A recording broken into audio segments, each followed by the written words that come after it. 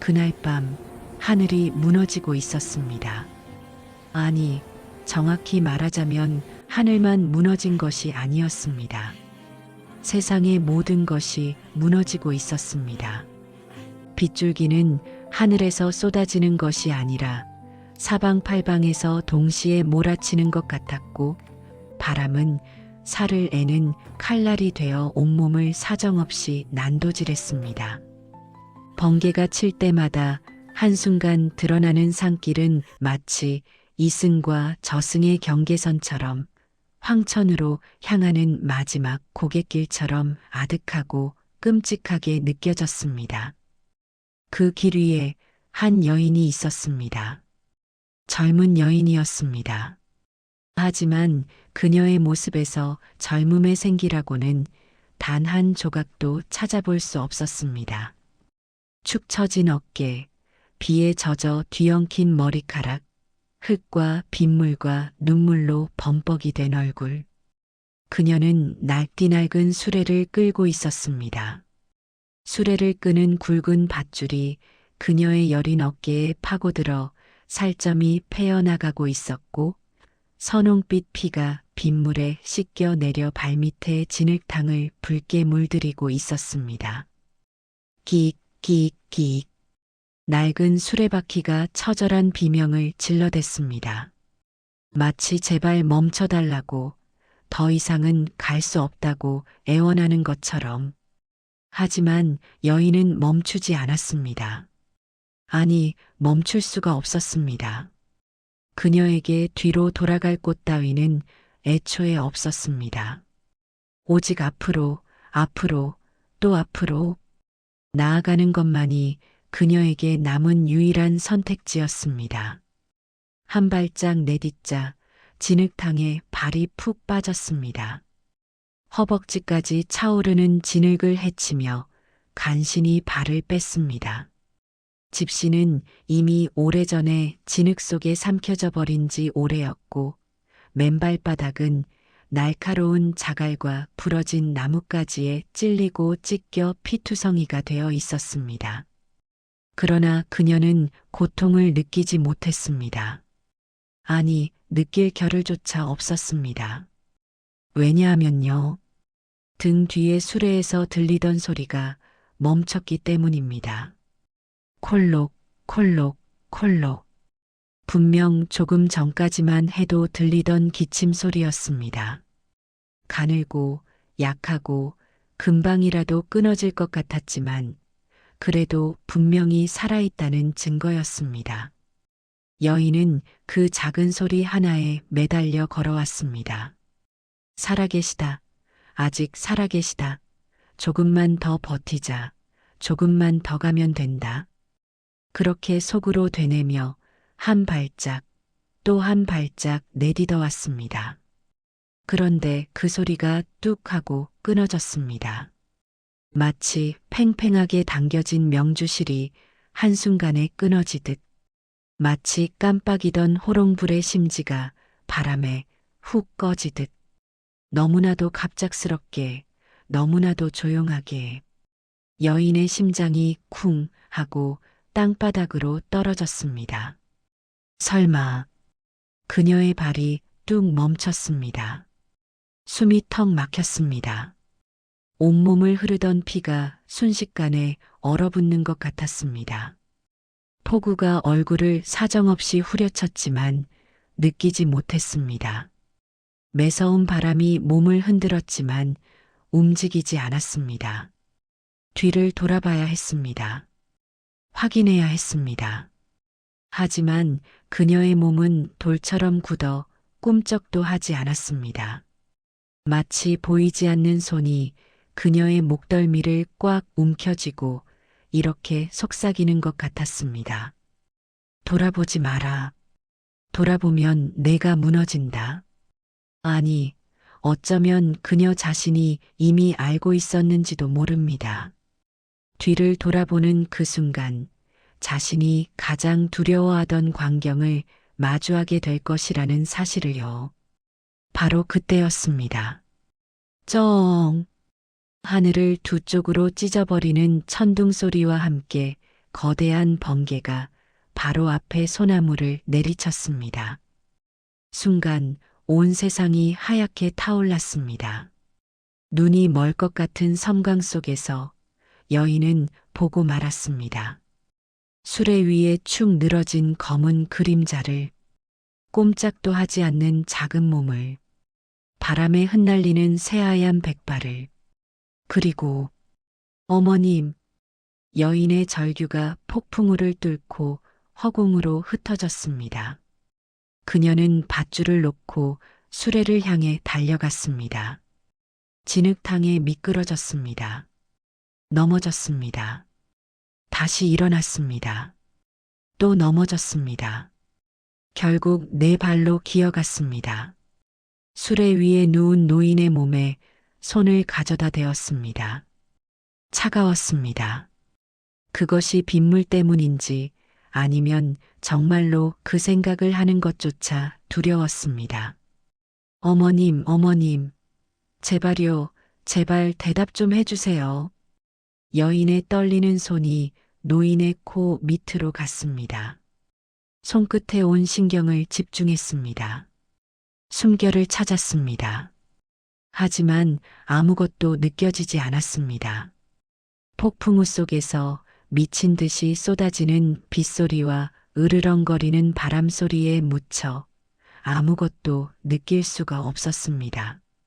안 돼요. 안 돼, 안 돼, 안 돼. 여인은 노인을 끌어안았습니다. 차갑게 식어가는 작은 몸을 자신의 가슴에 꼭 끌어안고 비를 막아주려는 듯 자신의 몸을 웅크렸습니다. 그녀의 눈에서 뜨거운 눈물이 쏟아져 내렸습니다. 하지만 그 눈물은 차가운 빗물에 섞여 보이지 않았습니다. 마치 이 세상 누구도 그녀의 슬픔을 알아주지 않는다는 것처럼요. 어머님, 이게 다 저 때문이에요. 제가 이 길을 선택했기 때문이에요. 제가 어리석은 고집을 부렸기 때문이에요. 차라리 그때 저도 땅을 달라고 했으면요. 돈을 달라고 했으면요. 그랬으면 어머님을 이렇게 추운 데서 끌고 다니지 않아도 됐을 텐데요. 여인의 입에서 터져 나오는 것은 후회였습니다. 자책이었습니다. 그리고 가슴을 갈기갈기 찢어놓는 고통이었습니다. 제가 바보였어요. 제가 미련한 년이었어요. 어머님은 아무 잘못도 없는데 왜 이런 고생을 하셔야 하는 거예요? 왜 저 때문에 이런 곳에서 이런 밤에 돌아가셔야 하는 거예요? 여인은 울었습니다. 목이 터져라 울었습니다. 폭풍우 속에서 캄캄한 산 한가운데서 아무도 듣는 사람 없이, 아무도 위로해주는 사람 없이 내가 내린 선택이 정녕 우리 모두를 죽음으로 내모는 길이었단 말인가. 그 생각이 머릿속을 시커멓게 물들였습니다.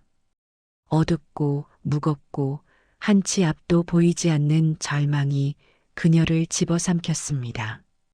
바로 그 순간이었습니다. 여인의 가슴에 안겨있던 노인의 손가락이 미세하게, 정말 미세하게 움직였습니다. 그리고 빗소리 사이로 희미한 목소리가 들려왔습니다. 아, 아가. 여인의 온몸이 굳었습니다. 빗소리에 묻혀 거의 들리지 않을 만큼 작은 목소리였습니다. 하지만 분명히 들었습니다. 그녀의 귀가 아니라 심장이 들은 것이었습니다. 어머님, 여인이 화들짝 고개를 들었습니다. 노인의 눈이 희미하게 떠지고 있었습니다. 지친 눈, 힘없는 눈, 생의 마지막 불꽃처럼 가물거리는 눈. 하지만 분명히 살아있는 눈이었습니다. 울지 마라. 아가야. 아직은 때가 아니다. 노인의 메마른 입술이 떨리며 움직였습니다.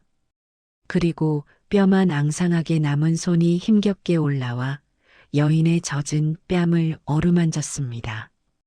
그 손길은 비에 젖어 차가웠지만 여인의 마음에는 뜨거운 온기로 전해졌습니다. 내가 가는 길이 틀리지 않았다. 조금만 더 버텨라. 그 말과 함께 노인의 눈이 천천히 다시 감겼습니다. 하지만 이번에는 달랐습니다. 여인의 손 위에 얹힌 노인의 손에서 희미한 맥박이 느껴졌습니다. 살아 있었습니다. 아직 살아계셨습니다. 여인은 한참을 그 자리에 망연히 앉아 있었습니다.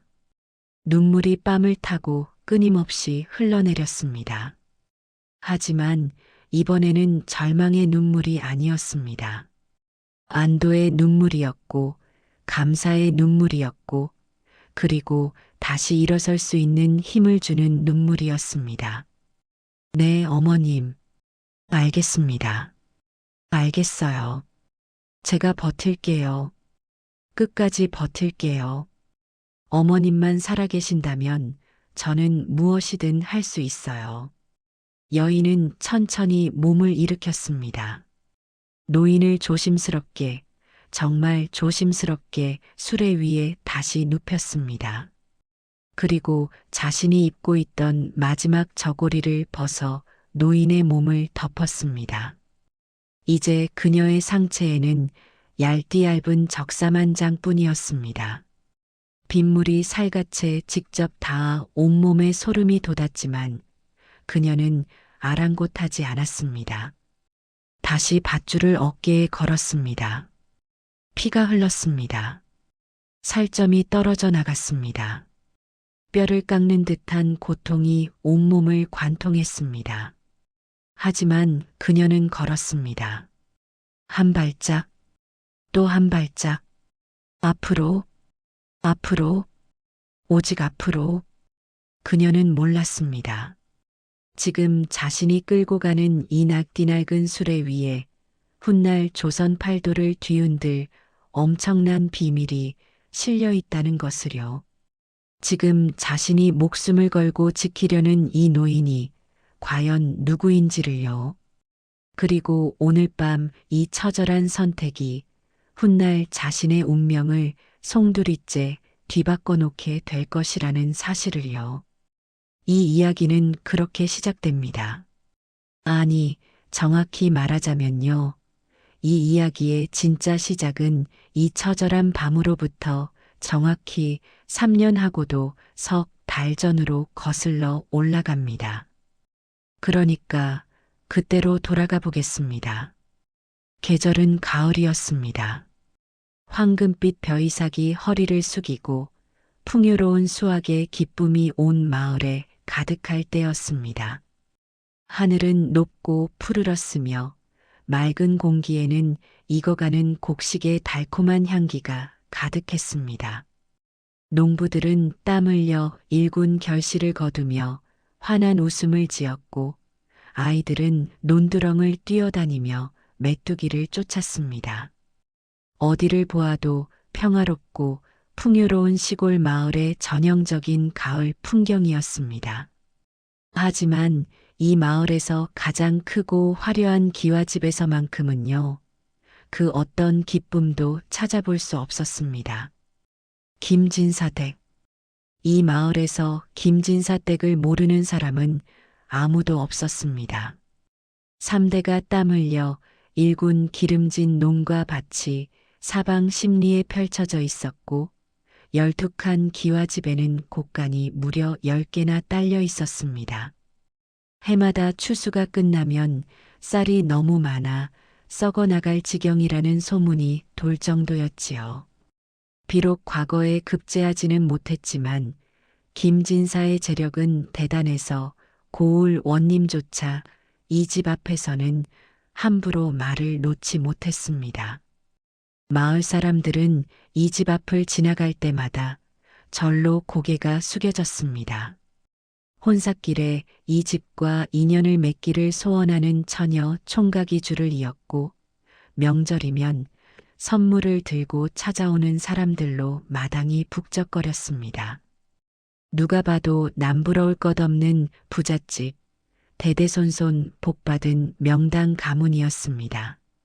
그런 김진사가요, 갑작스럽게 세상을 떠났습니다.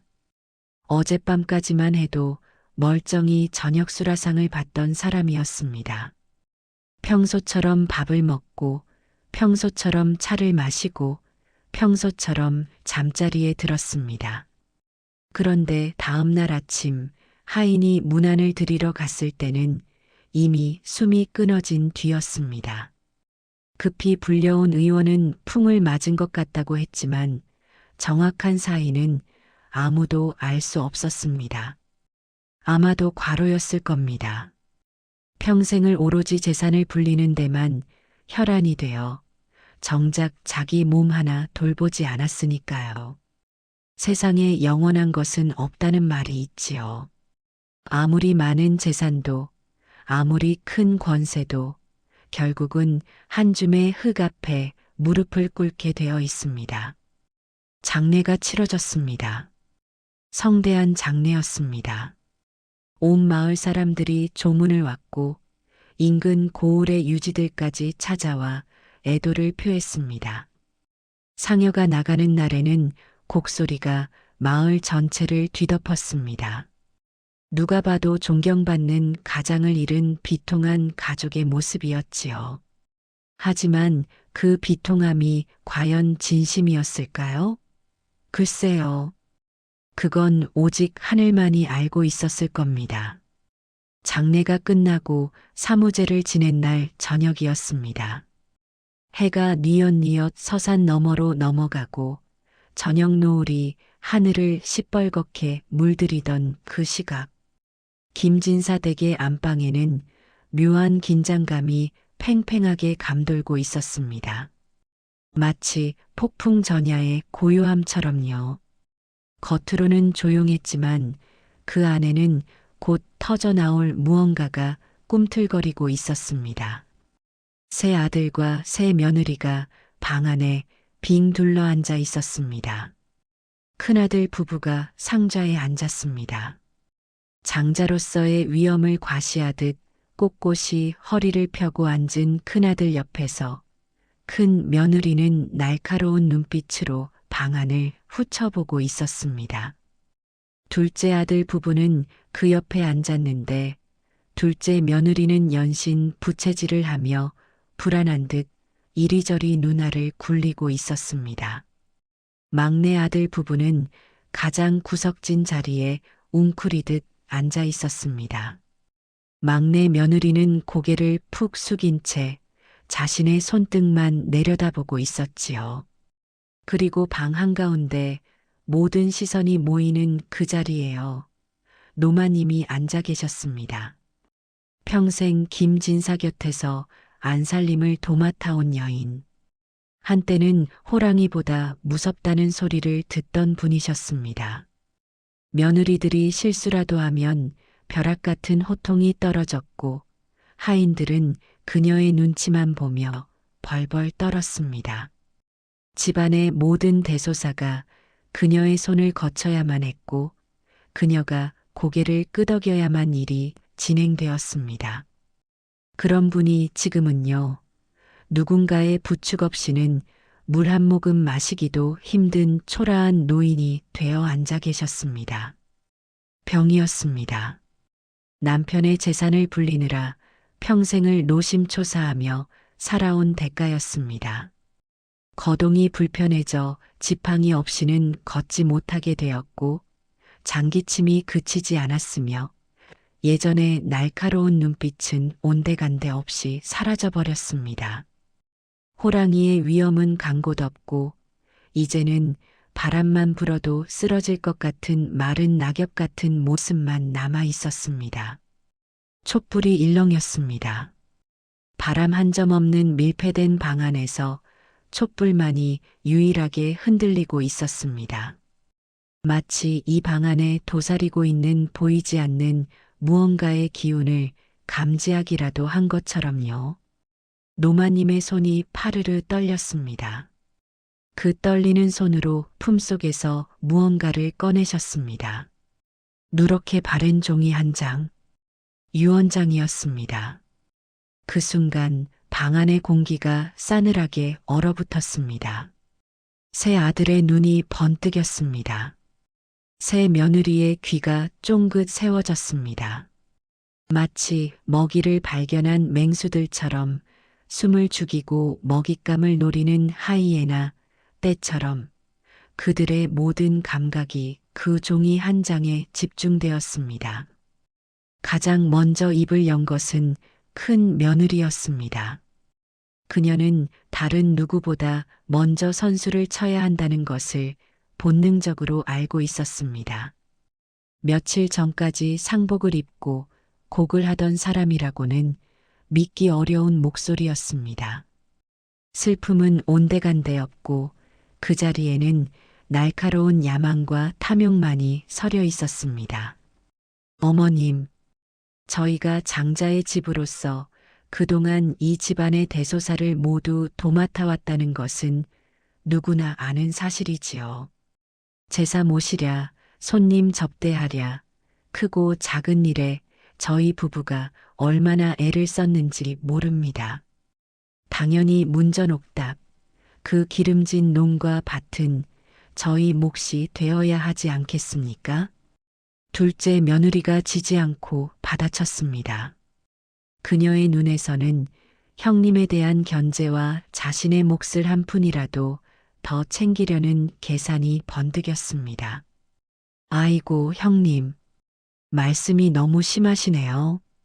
저희 부부가 시내에 나가 땀 흘려 장사를 해서 집안 재산을 불렸다는 것은 온 동네가 다 아는 사실 아닙니까? 형님네가 집에 앉아서 밥만 먹을 때 저희는 비 오나 눈 오나 장터에 나가 고생했단 말이에요. 목 좋은 상가며 현금은 당연히 저희 몫이지요. 큰 며느리의 얼굴이 벌겋게 달아올랐습니다. 뭐라고요? 형님네가 밥만 먹었다고요? 지금 그게 사람 입에서 나올 소리예요? 왜요? 틀린 말 했나요? 집안 제사 지낸 게 그렇게 대단한 일이에요? 그건 장손으로서 당연히 해야 할 일이잖아요. 당연히 해야 할 일을 했으면 당연히 보상을 받아야지. 순식간에 방안은 아수라장이 되었습니다. 언성이 높아졌습니다. 손가락질이 오갔습니다. 세 아들은 서로의 공을 내세우며 목청을 높였고 새 며느리는 남편 뒤에서 부채질을 하며 기름을 부었습니다. 곡소리가 그치기가 무섭게 이미 장래 때부터 속으로 꿍꿍이를 품고 있던 탐욕의 뚜껑이 열린 것입니다. 조금 전까지 함께 제사상 앞에서 절을 하며 아버지의 명복을 빌던 사람들이 지금은 서로의 목을 조를 듯한 기세로 으르렁대고 있었습니다. 형제간의 우애는 재물 앞에서 휴지 조각처럼 찢겨나갔습니다. 피를 나눈 형제가 무슨 소용이 있겠습니까? 정을 나눈 식구가 무슨 의미가 있겠습니까? 눈앞에 황금빛으로 빛나는 땅 문서와 곡간 가득 쌓인 쌀가마니가 어른거리는데요. 그딴 것들이 눈에 들어올 리가 없었습니다.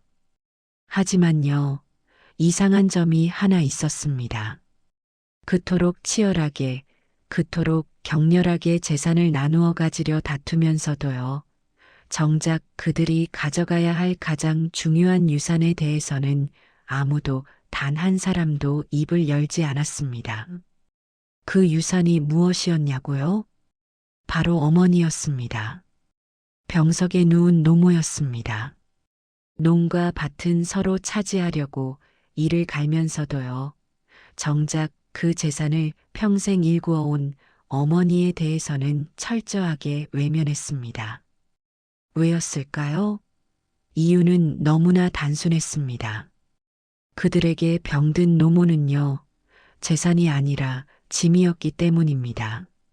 자산이 아니라 부채였기 때문입니다. 처치 곤란한 짐짝, 하루빨리 누군가에게 떠넘겨야 할 골칫덩이. 그것이 그들이 자신의 어머니를 보는 방식이었습니다. 얼마나 다투었을까요? 밤은 깊어가고 촛불은 점점 짧아져 가는데 결론은 나지 않았습니다. 서로 한치의 양보도 없이 자기 몫만 주장하며 으르렁댔습니다. 목이 쉬도록 소리를 지르고 주먹을 불끈 쥐며 서로를 노려보았습니다. 바로 그때였습니다. 방 한구석에서 아무 말 없이 고개만 숙이고 있던 여인이 슬그머니 몸을 일으켰습니다.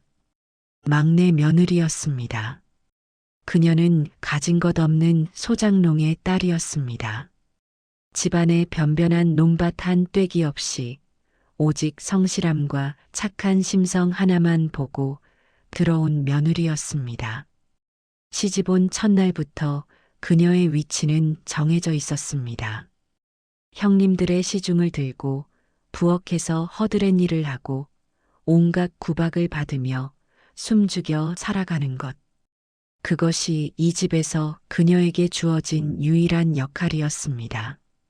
재산 분배 논의에서 그녀가 발언권을 가질 리 만무했습니다. 애초에 가져온 것도 없고 가져갈 것도 없는 신세였으니까요. 형님들은 그녀를 쳐다보지도 않았습니다. 마치 없는 사람 취급하듯이요.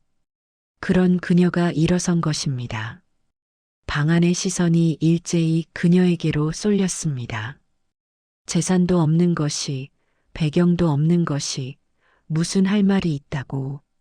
그런 눈빛들이었습니다. 비웃음 섞인 눈빛, 황당하다는 눈빛, 빨리 꺼지라는 눈빛.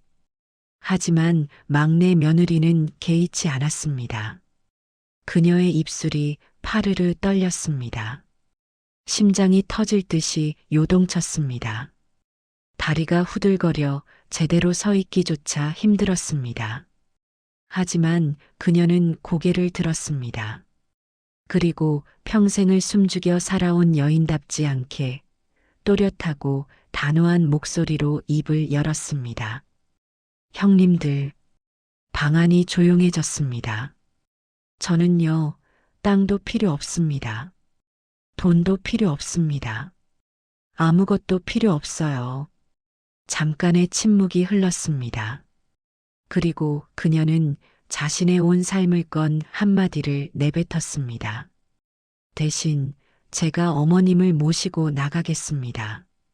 순간 방 안에 찬물을 끼얹은 듯한 정적이 흘렀습니다. 큰 며느리와 둘째 며느리가 서로의 눈을 마주쳤습니다. 그들의 입꼬리가 스르르 올라갔습니다. 회심의 미소였습니다. 골칫덩이 시어머니와 재산 한 푼 없는 빈털터리 막내. 이 두 가지 문제거리를 한 방에 해결할 수 있는 절호의 기회가 굴러들어온 것입니다. 아이고, 막내가 효심이 지극하구나. 큰 며느리가 갑자기 호들갑을 떨며 말했습니다.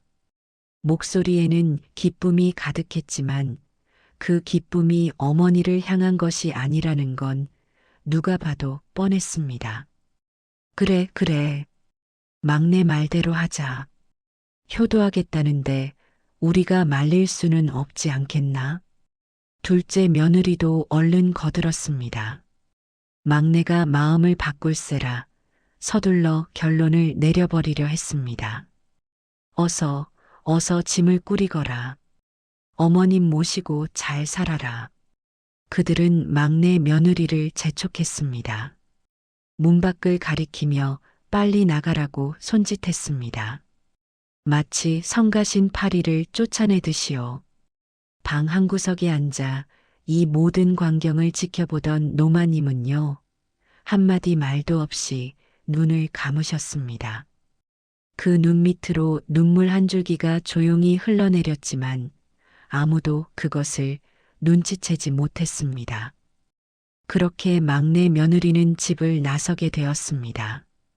그녀에게 주어진 것이라고는요, 쌀 한 가마니와 낡은 수레 하나뿐이었습니다.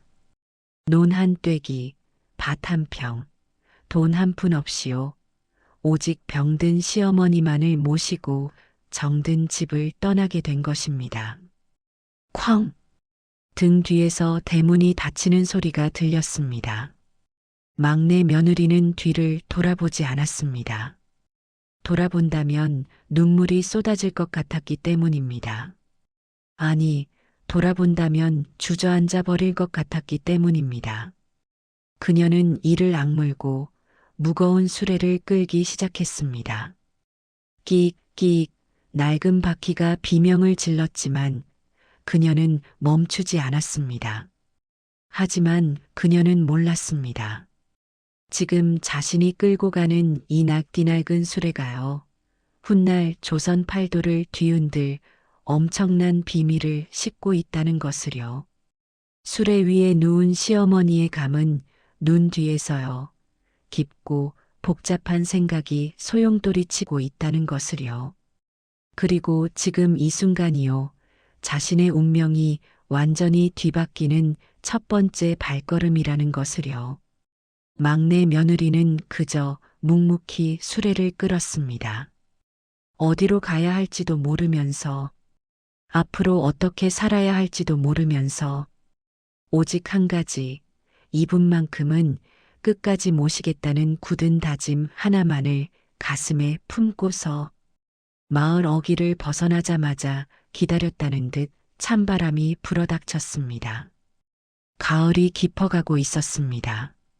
황금빛이던 들판은 이미 추수가 끝나 텅 비어 있었고 나뭇잎들은 하나둘 떨어져 바람에 흩날렸습니다.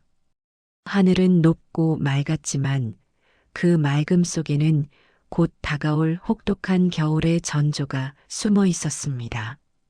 막내 며느리는 갈 곳이 없었습니다. 친정으로 돌아갈 수도 없었습니다.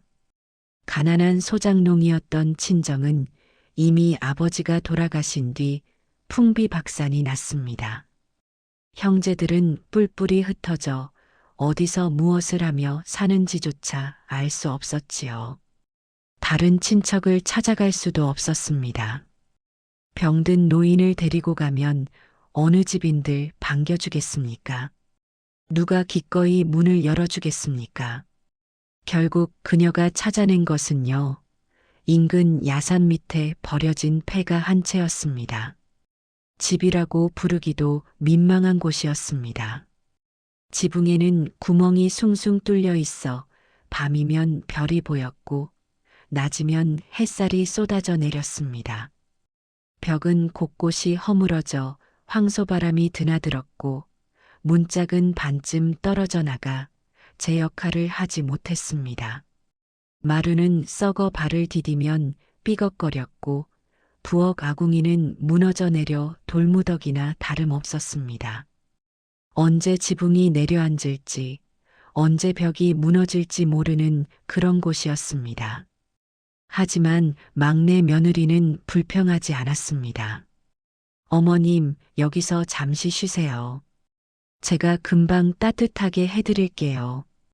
그녀는 시어머니를 수레에서 내려 가장 바람이 덜 드는 구석에 눕힌 뒤 곧바로 일을 시작했습니다. 흙을 파다가 물을 섞어 개어 벽에 구멍을 메웠습니다. 억새를 베어다가 엮어서 지붕의 틈을 막았습니다. 돌을 주워다가 무너진 아궁이를 대충이나마 다시 쌓았습니다.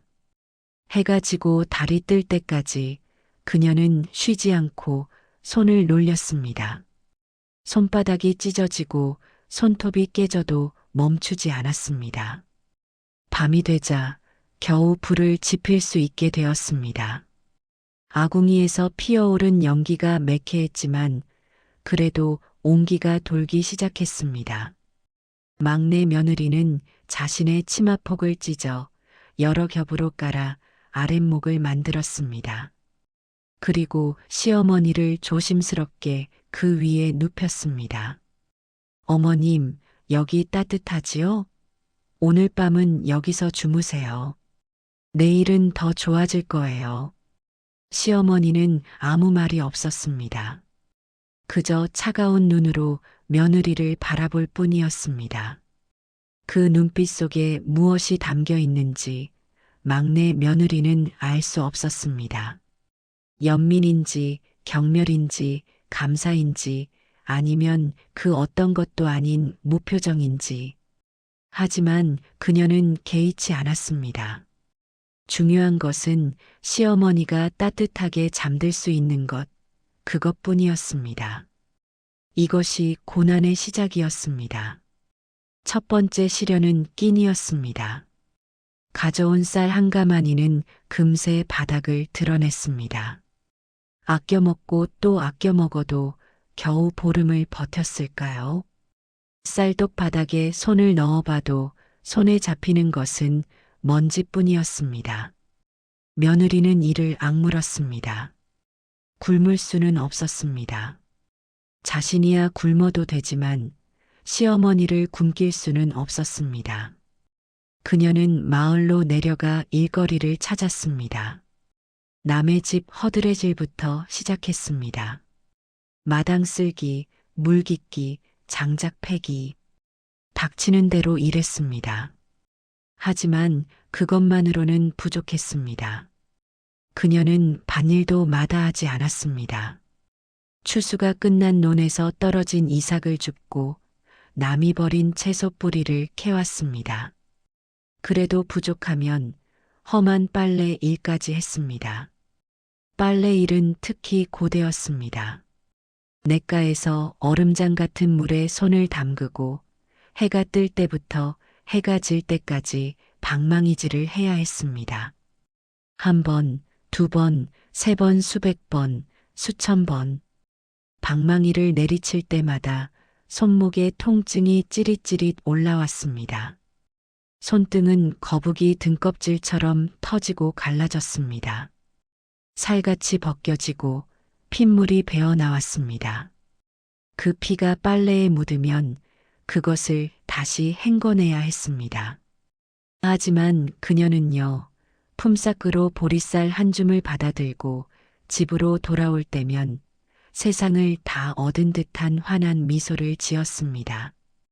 어머님, 오늘은 보리쌀이에요. 죽을 끓여 드릴게요. 그녀는 서둘러 아궁이에 불을 지피고 죽을 쑤었습니다.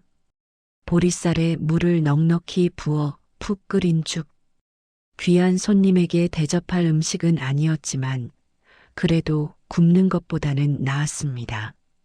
자신은 숭늉 물로 배를 채우면서도 시어머니 밥상에는 항상 그나마 건더기가 있는 부분을 떠서 올렸습니다. 그런데 시어머니의 반응은 예상 밖이었습니다. 어느 날 멀건 죽을 상에 올리자 시어머니가 숟가락을 집어 던지며 호통을 친 것입니다. 이게 뭐냐? 며느리는 깜짝 놀라 뒤로 물러났습니다. 내가 비록 늙고 병들었으나 평생 쌀밥만 먹고 산 사람이다. 이런 개죽 같은 것이 어찌 내 목구멍으로 넘어가겠느냐. 시어머니의 눈에서 불꽃이 튀었습니다. 한때 호랑이보다 무섭다던 그 기세가 잠깐 되살아난 것처럼 보였습니다. 며느리의 얼굴이 하얗게 질렸습니다. 당장 내일 먹을 양식도 없는 상황이었습니다. 이 보리쌀 한 줌을 구하기 위해 하루 종일 냇가에서 얼음물에 손을 담그고 빨래를 했습니다. 손등이 터지고 피가 나고 어깨가 빠질 것 같았지만 이를 악물고 버텼습니다. 그 고통과 아픔의 대가였습니다. 하지만 며느리는 아무 말도 하지 않았습니다. 변명도 하지 않았습니다. 그저 눈물을 훔치며 밖으로 나섰을 뿐이었습니다. 다음 날 그녀는 읍내로 달려갔습니다. 그리고 자신의 유일한 패물이었던 은비녀를 팔았습니다. 시집 올 때 친정 어머니가 눈물을 머금고 쥐어주었던 단 하나뿐인 보물이었습니다. 우리 집안이 가난해서 해줄 것이 이것밖에 없구나. 이것이라도 간직하고 있다가 정 어려울 때 쓰거라 그렇게 말씀하시며 손에 쥐어주셨던 비녀였습니다. 하지만 그녀는 망설이지 않았습니다. 그 돈으로 흰 쌀을 샀습니다. 겨우 몇 대에 불과했지만 그래도 쌀이었습니다. 그날 저녁 갓 지은 하얀 쌀밥을 시어머니 앞에 올렸습니다. 김이 모락모락 피어오르는 새하얀 밥. 구수한 냄새가 방 안가득 퍼졌습니다. 시어머니는 아무 말 없이 밥그릇을 비웠습니다. 한 숟갈, 두 숟갈, 묵묵히 밥을 입에 넣었습니다. 하지만 다 먹고 나서도 고맙다는 말 한마디 하지 않았습니다. 그저 차가운 눈빛으로 며느리의 해진 옷소매를, 비녀를 뽑고 허전해진 쪽머리를 훑어볼 뿐이었습니다. 며느리는 그 시선이 무엇을 의미하는지 알 수 없었습니다. 어쩌면 시어머니는 자신을 시험하고 있는 것인지도 몰랐습니다. 아니면 진심으로 불만족스러운 것인지도 몰랐습니다.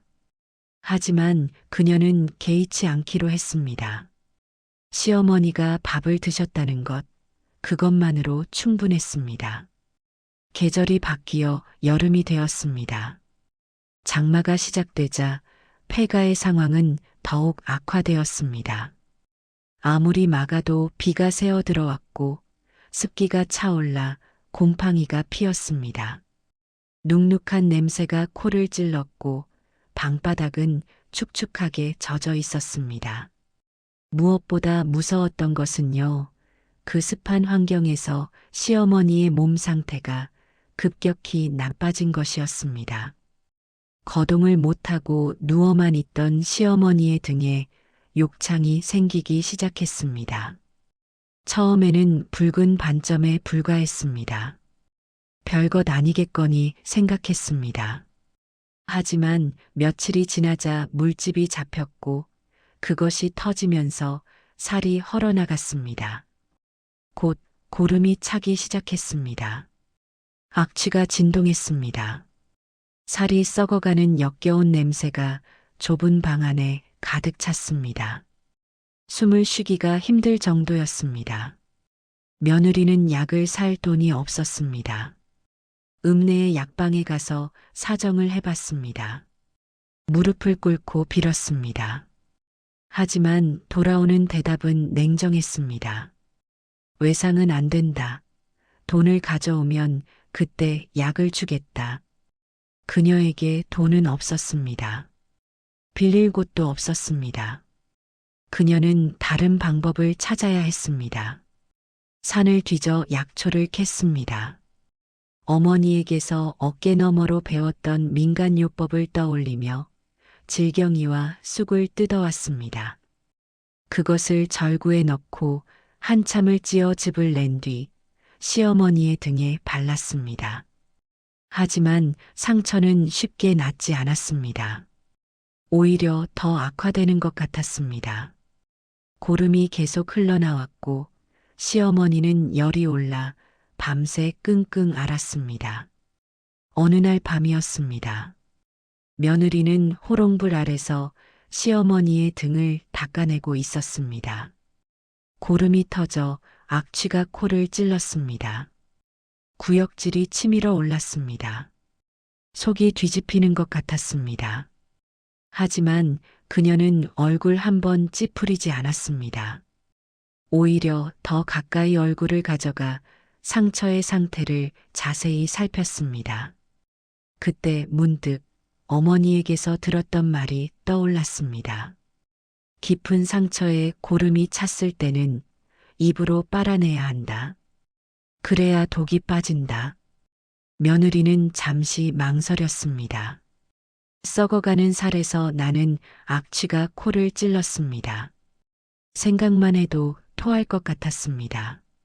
하지만 그녀는 이를 악물었습니다. 시어머니를 살려야 했습니다. 무슨 수를 써서라도요. 그녀는 입을 시어머니의 상처에 가져다 대었습니다. 그리고 힘껏 빨아냈습니다. 역겨운 맛이 입안에 퍼졌습니다. 쓰고 비리고 부패한 맛. 속이 뒤집어지는 것 같았습니다. 하지만 그녀는 멈추지 않았습니다. 빨아내고 뱉고 다시 빨아내고 뱉었습니다. 고름이 더 이상 나오지 않을 때까지 밤새도록. 그렇게 며칠을 간호하고 나니 시어머니의 상처가 조금씩 아물기 시작했습니다. 열도 내렸습니다. 기적처럼 회복의 기미가 보이기 시작한 것입니다. 마을 사람들은 그런 며느리의 소식을 듣고 혀를 내둘렀습니다. 효부가 났네, 효부가 났어. 아무리 그래도 고름을 입으로 빨아낸다니. 보통 사람은 못할 일이야. 친자식도 못할 일을 며느리가 하고 있으니 참으로 장하고 기특하다. 하지만 정작 큰 며느리와 둘째 며느리는 명절이 되어도 코빼기조차 비치지 않았습니다. 소식을 전해들은 그들의 반응은 냉담하기 짝이 없었습니다. 미련하기는 저러다가 병 옮아서 같이 죽을 거야. 그러게 땅 한 평 못 받고 저 고생을 사서 하니 바보가 따로 없지. 그런 소문이 막내 며느리의 귀에도 들어왔습니다. 가슴이 아팠습니다. 눈물이 날 것 같았습니다. 하지만 그녀는 내색하지 않았습니다. 남들이 뭐라 하든 자신이 옳다고 믿는 일을 할 뿐이었습니다. 가을이 깊어갔습니다. 추수가 끝난 들판에는 빈 이삭만 남아 쓸쓸하게 바람에 흔들렸습니다. 며느리는 그 텅 빈 들판을 돌아다니며 떨어진 나달을 주었습니다. 한 줌, 두 줌. 해가 뜰 때부터 해가 질 때까지 돌아다녀야 겨우 한 끼 죽을 쓸 수 있을 정도였습니다. 그런데 어느 날이었습니다. 시어머니가 뜬금없는 요구를 했습니다. 종이와 붓, 그리고 먹을 구해오너라. 며느리는 자신의 귀를 의심했습니다. 당장 뗄감쌀 돈도 없는 형편이었습니다. 내일 먹을 양식도 걱정해야 하는 상황이었습니다. 그런데 귀하디 귀한 문방사오라니요. 종이와 붓과 먹은 이 시골에서는 양반 집에서나 쓰는 물건이었습니다. 그것을 어디서 구한단 말입니까? 어머님, 그게. 며느리가 난감한 표정을 짓자 시어머니의 눈빛이 싸늘하게 변했습니다. 내 말이 그리 우습더냐? 구해오라면 구해올 것이지. 무슨 말이 그리 많으냐? 아, 아닙니다. 알겠습니다. 구해오겠습니다. 며느리는 황급히 대답했지만 막막하기 짝이 없었습니다. 어떻게 해야 할까? 무엇을 팔아야 할까? 팔 것이라고는 이미 아무것도 남아있지 않았습니다. 은비녀는 진작에 팔았고 값나가는 물건은 애초에 없었습니다. 한참을 고민하던 그녀의 눈에 무언가가 들어왔습니다. 깨진 거울에 비친 자신의 모습이었습니다. 탐스럽게 길었던 머리카락이 어깨 아래까지 흘러내리고 있었습니다. 예전에는 형님들도 부러워하던 머리카락이었습니다. 윤기가 흐르고 까맣고 풍성했습니다. 이 집안에서 유일하게 자랑할 수 있는 것이라면 이 머리카락뿐이었습니다. 며느리는 결심했습니다. 읍내에는 머리카락을 사는 곳이 있었습니다. 양반 부인들의 가채를 만드는데 쓰기 위해서였지요. 며느리는 가위를 들었습니다. 손이 떨렸습니다. 눈물이 주르륵 흘러내렸습니다. 여인에게 머리카락이란 단순한 머리카락 이상의 의미가 있었습니다. 하지만 그녀는 멈추지 않았습니다. 싹둑. 탐스럽던 긴 머리카락이 댕강 잘려나갔습니다. 그녀는 그 머리카락을 들고 읍내로 달려갔습니다. 다행히 생각보다 좋은 값을 받았습니다. 그 돈으로 종이와 붓과 먹을 샀습니다. 귀한 것이라 많이 살 수는 없었지만 그래도 시어머니에게 드릴 수 있는 정도는 되었습니다. 집에 돌아와 시어머니 앞에 공손히 대령했습니다. 시어머니는 며느리의 짧아진 머리카락을 보고 잠시 멈칫했습니다. 무언가 말을 하려는 듯 입을 열었다가 이내 다시 다물었습니다. 그리고는 아무 말 없이 붓을 들어 무언가를 적어 내려가기 시작했습니다. 그날 밤부터 시어머니의 행동이 달라졌습니다. 매일 밤 호롱불 아래서 무언가를 적었습니다. 한 장, 두 장, 세 장 빼곡하게 글이 적힌 종이가 쌓여갔습니다. 며느리는 글을 몰랐기 때문에 무슨 내용인지 알 수 없었습니다. 하지만 시어머니가 그 종이들을 항아리 속에 소중하게 감추어 두는 것만은 분명히 보았습니다. 무엇을 적고 계신 걸까? 며느리는 궁금했지만 묻지 않았습니다. 시어머니가 말씀하시지 않는 것은 알 필요가 없는 것이라고 생각했습니다. 그저 시어머니가 조금이라도 기력을 되찾으신 것 같아 다행이라고 여겼을 뿐입니다. 그렇게 계절이 바뀌고 또 바뀌고 3년이라는 세월이 흘렀습니다. 혹독한 겨울이 다시 찾아왔습니다. 그의 겨울은 유독 매서웠습니다. 폭설이 쏟아져 산길이 끊기고 마을과의 왕래마저 불가능해졌습니다. 며느리는 일을 하러 나갈 수 없었고 그것은 곧 굶주림을 의미했습니다. 이틀, 사흘, 나흘 굶주림이 계속되었습니다. 방 안의 온기마저 사라져 입김이 하얗게 서렸습니다. 땔감도 바닥났습니다. 며느리는 마지막 남은 나무 조각을 아궁이에 넣으며 한숨을 쉬었습니다. 이대로는 버틸 수 없었습니다. 그녀는 자신의 속옷을 벗어 시어머니에게 덮어주었습니다. 자신은 얇은 저고리 하나만 걸친 채 방 한쪽 구석에 웅크려 앉았습니다. 추위가 뼛속까지 파고들었습니다. 손가락 끝이 곱았습니다. 발끝의 감각이 사라졌습니다. 몸이 덜덜 떨렸습니다. 어쩌면 이 밤을 넘기지 못할 수도 있겠다는 생각이 들었습니다. 바로 그때였습니다. 시어머니가 힘겹게 몸을 일으켰습니다. 며느리는 깜짝 놀랐습니다. 거동을 못하시던 분이 스스로 몸을 일으키시다니요. 더 놀라운 것은 그 다음이었습니다. 시어머니가 3년 만에 처음으로, 정말 처음으로 며느리의 손을 잡은 것입니다. 그 손은 따뜻했습니다. 차갑기만 할 줄 알았던 시어머니의 손이요. 오히려 며느리의 꽁꽁 언 손을 녹여주는 것 같았습니다. 시어머니의 눈빛도 달라져 있었습니다. 예전에 표독스럽고 차갑기만 했던 눈빛은 온데간데없고 깊고 맑은 광채가 빛나고 있었습니다. 마치 저 밤하늘의 별처럼요. 아가, 시어머니가 입을 여셨습니다. 그동안 많이 힘들었지? 며느리의 눈에서 눈물이 주르륵 흘러내렸습니다. 3년 동안 단 한 번도 듣지 못했던 말이었습니다. 고맙다, 힘들었지, 수고했다. 그런 말 한마디 없이 호되게 구박만 받아왔습니다. 보리죽을 개죽이라며 숟가락을 던지고 귀한 문방사오를 구해오라 명령하고 밤낮으로 까다롭게 굴기만 하셨습니다.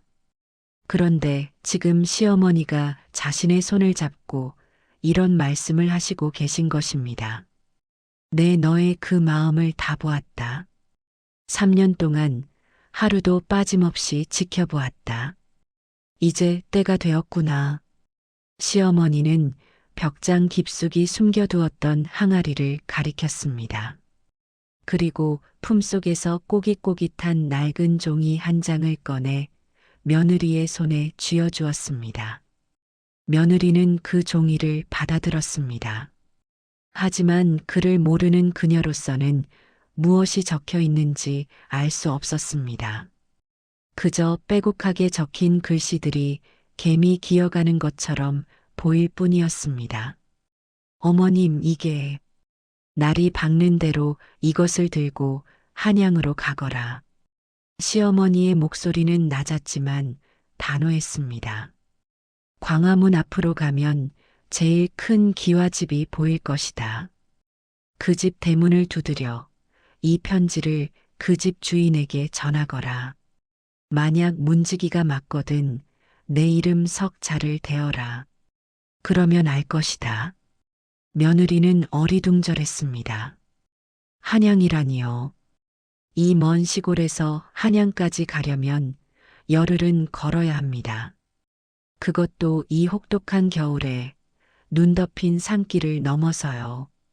게다가 광화문 앞에 제일 큰 기와집이라니요. 그곳에는 도대체 누가 살고 있다는 것입니까? 하지만 시어머니의 눈빛은 너무나 진지했습니다. 그 눈빛에는 간절함과 확신이 함께 담겨 있었습니다. 마치 이것이 우리의 마지막 희망이다. 이것이 모든 것을 바꿀 열쇠다.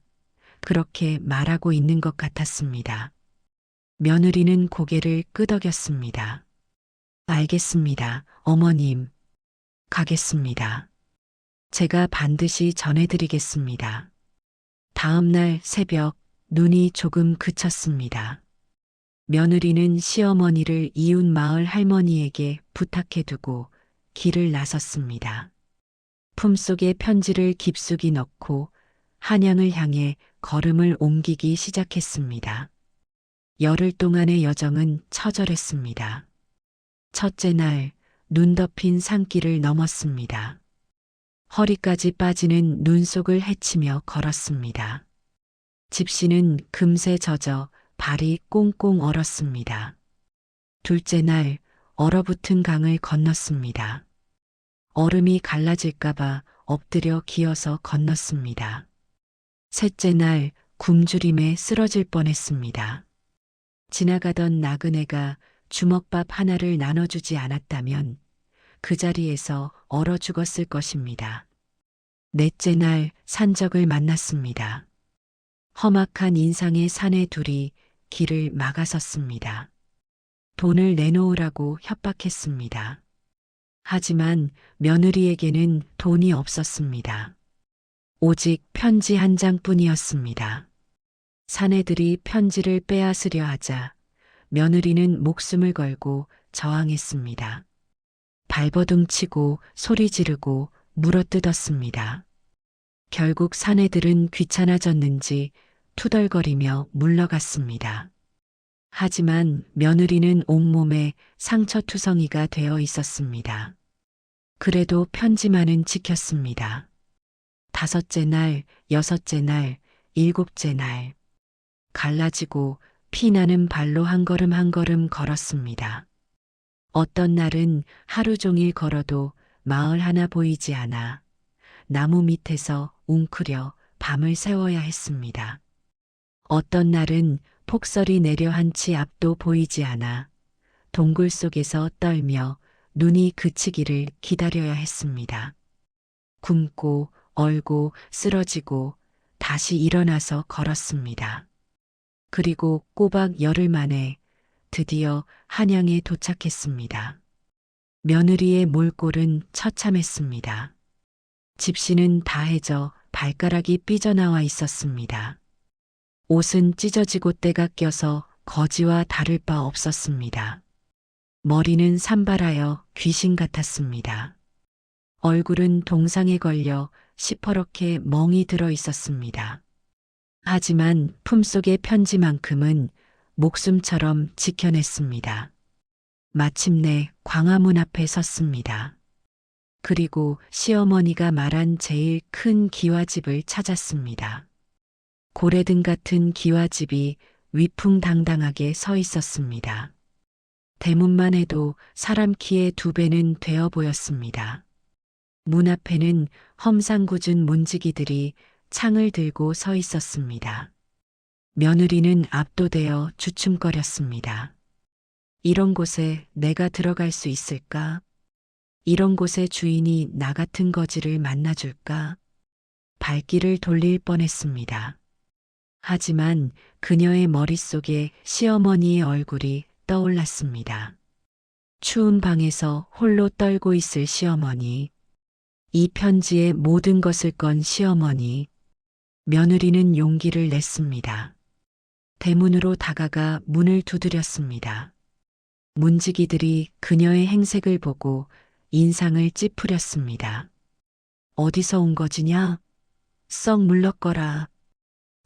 저는 편지를 전하러 왔습니다. 제발 이 집 주인 어른께 전해 주십시오. 편지? 거지에게 무슨 편지가 있다고? 빨리 꺼지지 못할까? 문지기가 창을 휘둘러 쫓아내려 했습니다. 며느리는 물러서지 않았습니다. 떨리는 손으로 편지를 내밀며 시어머니의 이름 석자를 댔습니다. 그 순간 문지기의 표정이 변했습니다. 뭐라고? 지금 그 이름을 어디서 들었느냐? 저희 시어머니께서 이 편지를 전해드리면 알 것이라고 하셨습니다. 문지기는 급히 안으로 뛰어들어갔습니다. 며느리는 대문 앞에서 떨며 기다렸습니다. 심장이 터질 것 같았습니다. 혹시 문전박대를 당하면 어쩌지? 혹시 편지를 빼앗기기만 하면 어쩌지? 불안한 생각들이 머릿속을 가득 채웠습니다. 얼마나 지났을까요? 대문이 활짝 열렸습니다. 그리고 믿을 수 없는 일이 벌어졌습니다. 버선발로 뛰쳐나온 사람은요, 이 나라에서 모르는 사람이 없는 인물이었습니다. 당대 최고의 권력가, 임금 다음으로 높은 자리, 바로 영의정 대감이었습니다. 영의정은 며느리가 건넨 편지를 낚아채듯 받아들었습니다. 그리고 읽어 내려가기 시작했습니다. 처음에는 의아한 표정이었습니다. 하지만 글을 읽어 내려갈수록 그의 얼굴이 변하기 시작했습니다. 눈이 커졌습니다. 입술이 떨렸습니다. 그리고 이윽고 그 위엄 있던 영의정이 그 자리에 주저앉아 대성통곡을 하기 시작했습니다. 누님이 살아계셨군요. 며느리는 어리둥절했습니다. 누님이라니요? 영의정의 누님이라니요? 그렇다면 시어머니가 제 누님이 살아계셨어. 수십 년을 찾아 헤맸는데 살아계셨어. 영의정이 며느리의 흑투성이 손을 덥석 잡았습니다. 나라에서 가장 높은 사람이 거지 같은 행색의 여인 앞에 무릎을 꿇고 손을 잡은 것입니다. 자네가 내 누님을 돌봐왔단 말인가? 예, 하지만 저는 시어머니께서 누구신지 전혀. 알겠네, 알겠어. 내 누님께서 편지에 다 적어주셨네. 알고 보니 시어머니는 영의정의 친누나였습니다. 젊은 시절 나라에 큰 난리가 났을 때 가족과 헤어졌습니다. 피랑길에서 무리와 떨어져 홀로 남겨진 그녀는 험난한 세월을 보내다 시골에 정착했습니다. 그리고 김진사를 만나 그의 아내가 되어 평생을 살아왔던 것입니다. 영의정은 수십 년 동안 누나를 찾아 헤맸지만 끝내 찾지 못해 애만 태우고 있었습니다. 그런데 시어머니는 왜 자신의 정체를 숨겼던 것일까요? 며느리는 알 수 없었습니다. 하지만 영의정이 보여준 편지 속에 그 답이 있었습니다. 시어머니가 3년 동안 밤마다 써내려간 글의 내용은요, 바로 막내 며느리에 대한 기록이었습니다. 은비녀를 팔아 쌀을 산 일, 머리카락을 잘라 문방사오를 구한 일, 고름을 입으로 빨아낸 일, 자신의 속옷을 벗어 덮어준 일, 3년 동안 며느리가 보여준 모든 효행이 날짜별로 빼곡하게 적혀 있었습니다. 시어머니는 일부러 괴팍하게 굴었던 것입니다. 보리죽을 먹지 않겠다며 숟가락을 던지고 머리카락을 팔아야 할 정도의 무리한 요구를 하고 밤낮으로 구박했던 것. 그것은 모두 시험이었습니다. 이 며느리가 정말로 진심인지 언젠가는 포기할 것인지 알아보기 위한 시험이었습니다. 하지만 막내 며느리는 끝까지 버텼습니다. 자신의 것을 팔고 자신의 몸을 혹사하면서도 단 한 번도 시어머니를 원망하거나 포기하지 않았습니다. 그 모습을 3년 동안 지켜보면서 시어머니는 확신했습니다. 이 아이가 진짜라고, 이 아이에게 모든 것을 맡겨도 된다고. 영의정은 눈물을 훔치며 말했습니다. 고맙네. 정말 고맙네. 자네가 내 누님을 살렸어. 내 이 은혜는 평생 결코 잊지 않겠네. 영의정은 즉시 화려한 가마와 하인들을 보내 시어머니를 한양으로 모셔오게 했습니다. 당대 최고의 명의도 함께 보냈습니다. 시골 마을은 발칵 뒤집어졌습니다. 금이 환영하는 막내 며느리와 호화로운 가마 행렬을 본 마을 사람들은 입을 다물지 못했습니다. 저게 정말 그 막내 며느리란 말인가. 거지 같던 그 여자가 저렇게 비단 옷을 입고 가마를 탔단 말인가. 믿을 수 없다는 듯이 눈을 비비고 또 비볐습니다. 병석에 누워있던 시어머니는 영의정이 보낸 명의의 치료를 받고 기력을 회복했습니다. 마치 다른 사람이 된 듯 고운 비단옷을 입고 가마에 오르셨습니다. 3년 동안 초라한 노인의 모습은 온데간데 없고 영의정의 누이다운 기품이 되살아났습니다. 가마가 떠나기 전 시어머니는 큰 며느리와 둘째 며느리를 불렀습니다. 그들은 소식을 듣고 허겁지겁 달려온 참이었습니다. 영의정의 누이가 자신들의 시어머니였다니요. 그 사실을 알자마자 그들은 뻔뻔하게도 자신들도 시어머니를 모시겠다며 나섰습니다. 3년 동안 코빼기도 안 비치던 사람들이 갑자기 효녀 행세를 하기 시작한 것입니다. 하지만 시어머니는 차갑게 거절했습니다. 대신 그들에게 작은 상자 하나를 던져주었습니다. 이것이 너희에게 줄 마지막 유산이다. 큰 며느리와 둘째 며느리는 허겁지겁 상자를 열었습니다. 기대에 찬 눈빛으로요.